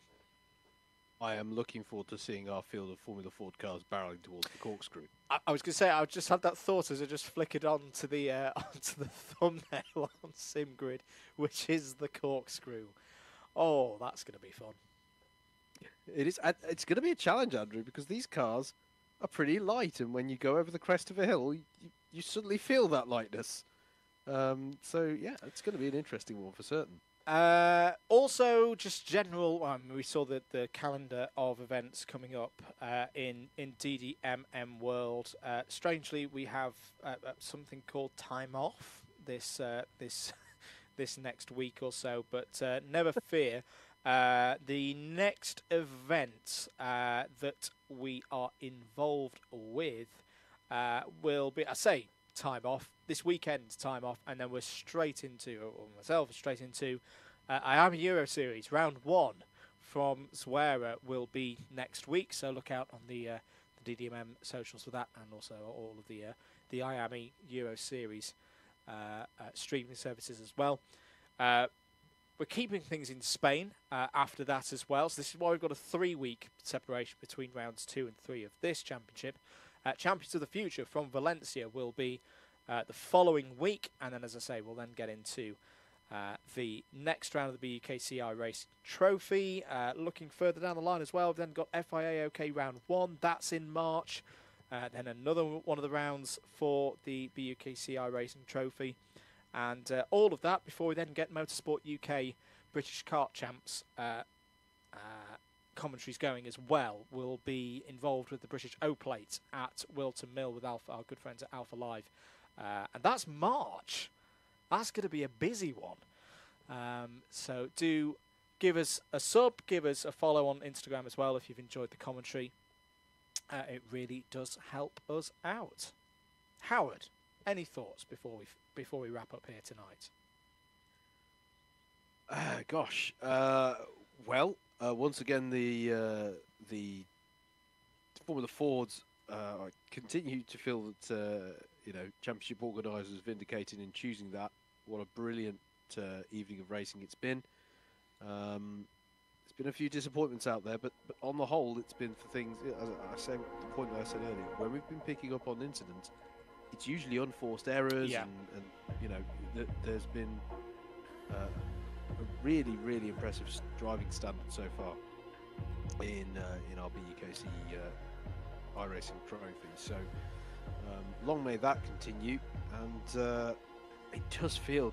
I know that obviously Josh Ladd had a lot of success towards the end there, and did have the success as well at Alton Park, but I just don't feel like anyone's going to be running away with this anytime soon, mate. I think this is wide open, and that's absolutely fantastic to see. So, yeah, well done to all the drivers for another great round, and I'm already looking forward to, I'm looking forward, as much as one can be when the words time off feature between now and then. I'm looking forward to the next round. Indeed, and that'll be on March 13th. All of the rounds from now to the end of the season are on Wednesday nights. We'll be here live on the DDMM YouTube channel. Thank you for joining us tonight, everybody. My name's been Andrew Mather. He's been Howard Mitchell. We hope you have enjoyed the live stream of round 2 of the BUKC iRACING Trophy. Enjoy the rest of your week. Enjoy Club 100 Seniors as well from a social media perspective this weekend down at Buckmore Park. Do take care of yourselves, and we'll see you again soon. For now, though, here at Okayama, goodbye.